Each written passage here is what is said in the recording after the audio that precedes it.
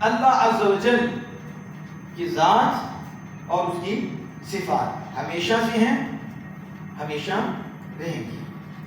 اللہ عز و جل کی ذات کی جو صفت ہے وہ اس سے جدا نہیں ہے، وہ ہمیشہ اس کے ساتھ ہے۔ اس کو سمجھنے کے لیے ایک مثال میں آپ کو دیتا ہوں، آپ اسے سمجھیے۔ پھول کی خوشبو ہے،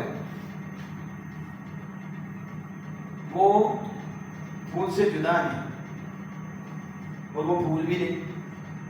کیا خوشبو کو پھول کہتے ہیں؟ نہیں، کہیں کہ پھول کی صفت ہے، تو پھول کی صفت خوشبو ہے، پھول بھی نہیں، پھول سے جدا بھی نہیں۔ جہاں یہ پھول ہوگا وہاں خوشبو ہوگی، جہاں خوشبو ہوگی وہاں پھول ہوگا، نہیں تو پھر بندے کی بھول ہی ہوگی۔ جب وہ یہی نہ سمجھے کہ خوشبو اور پھول کٹھی ہیں، اب خوشبو کو کوئی پھول نہیں کہتا اور پھر اس خوشبو کو پھول سے جدا بھی نہیں کہتا، تو کہتا ہے خوشبو پھول نہیں لیکن پھول سے جدا نہیں۔ اسی طرح ہم کہتے ہیں اللہ کی صفات اللہ نہیں لیکن اللہ سے جدا بھی نہیں۔